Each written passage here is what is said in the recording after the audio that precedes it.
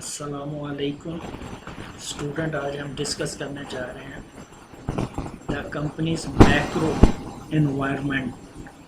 تو اس میں ہم دیکھیں گے جی demographic environment, economic, natural, technological, political, culture, further سب کو ہم اس کو دیکھیں گے کتنا ہو گیا جی.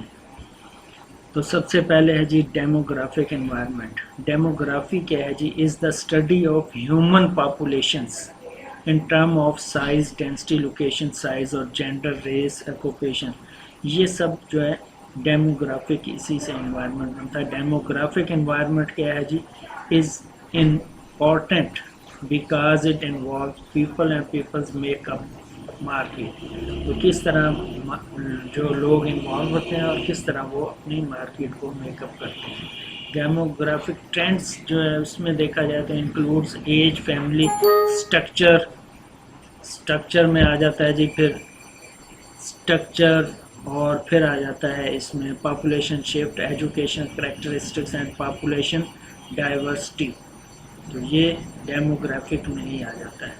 Increasing population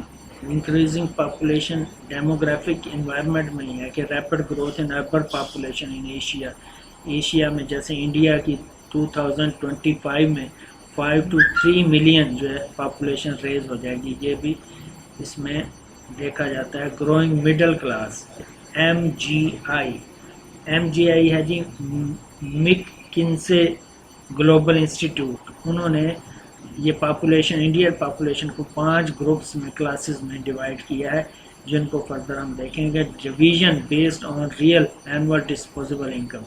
deprived house hold, محروم والے جو لوگ ہیں وہ اس کیٹیگری انکم، ڈسپوزیبل انکم میں آتا ہے جن کی بلو 90,000 سے نیچے انکم ہے. دوسرے ہیں جی اسپائررز، یہ جو ہے ہمارے 90,000 سے 2 لاکھ کے درمیان میں جو پائے جاتے ہیں، خواہش رکھنے والے یعنی. تو یہ جتنا بھی فیملی طبقہ ہے وہ اس میں لائی کرتا ہے. تیسرا گروپ ہے جی سیکرز کی جو ڈسپوزیبل انکم ہے 2 لاکھ سے 5 لاکھ کے درمیان ہے. یہ mostly white collar, mid level یعنی گورنمنٹ آفیسر اس میں سارے لائی کرتے ہیں، اور یہ گروپ سیکر گروپ کہلاتا ہے. اس کے بعد ہے اسٹرائیور اینول ڈسپوزیبل انکم 5 لاکھ سے 10 لاکھ کے درمیان ہوتی ہے، اور یہ have suitable income sources and access to amenities. یہ اس کے درمیان ہے. اور گلوبل انڈینز جو ہے یہ 10 لاکھ سے اوپر جتنے بھی ہیں ہائی اسٹینڈرڈ والے لوگ جو ہیں وہ اس کیٹیگری میں لائی کرتے ہیں. Demographic environment, growth in rural population, changing family system, changing role of women, increasing diversity. یہ اس کا ڈیموگرافک ہے. دوسرا ہے جی economics environment consist of factors that affect consumer purchasing power and spending pattern. 2 چیزیں اس میں آ جاتی ہیں، پرچیزنگ پاور اور اسپینڈنگ پیٹرن، کس طرح وہ خرچ کرتے ہیں اور کس طرح وہ پرچیز کرتے ہیں. تو یہ سارا اکنامکس میں اس میں انوائرمنٹ میں چیز دیکھی جاتی ہے.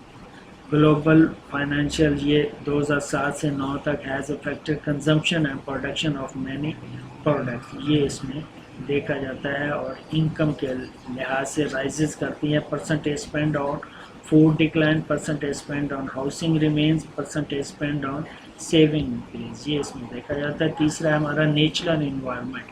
involves the natural resources that are needed as input by marketing are the affected by marketing activities. یعنی یہ نیچر ریسورسز پہ ڈیپینڈ کرتا ہے.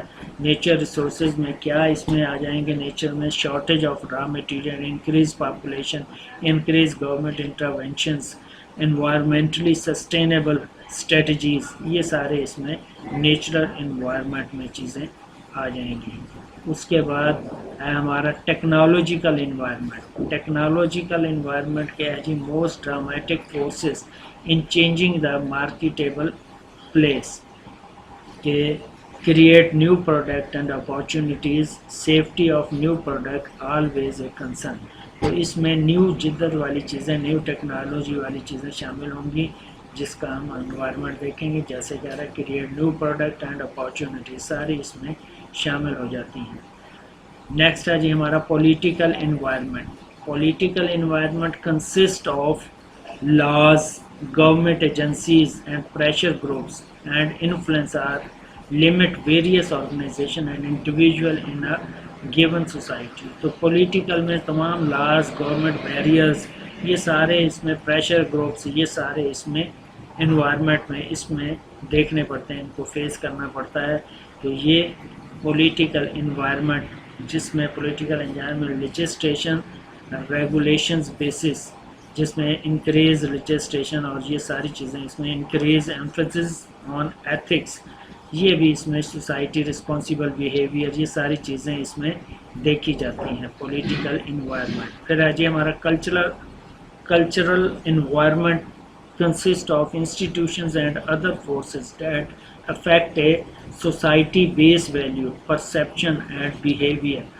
तो इसमें क्या करता है जी, cultural environment consist of institution, ऐसे institution and other forces that affect society को, सोसाइटी में वैल्यूज़, लोगों की परसेप्शंस एंड बिहेवियर्स, वो इसमें देखा जाता है. तो देन ये कल्चरल इन्वायरमेंट है जिसमें कोर बिलीव्स एंड वैल्यूज़ ये इसमें देखी जाती है, are persistent and are passed on from parents to children and are reinforced by schools, religious institutions, businesses and government. तो core belief and values किस पे persist करती है कि pass through parents to children और reinforced by schools, religious, हमारे जितने भी institutions हैं ये सारे cultural चीज़ें हैं, businesses and governments. तो ये कोर बिलीव्स एंड वैल्यूज़ में ये चीज़ें आ जाती हैं. सेकेंडरी बिलीव्स एंड वैल्यू अगर देखें तो are more open to changes, more open to change and include peoples view of themselves, other organisation, society, nature and the universe. तो ये सारी चीज़ें भी जितनी हैं अदर बिलीव्स एंड वैल्यूज़ में आ जाती हैं कि more open to change and include peoples view of themselves, others, और इसके अलावा जो होंगी organisation, society, nature and universe. तो ये सारी चीज़ें इसमें हमारी कंप्लीट होती हैं. तो ये था हमारा जितने इसके पॉइंट हैं नेचुरल तक, ये हमारा द कंपनीज माइक्रो इन्वायरमेंट के ये सारे पॉइंट हमारे इसमें क्लियर होते हैं जी.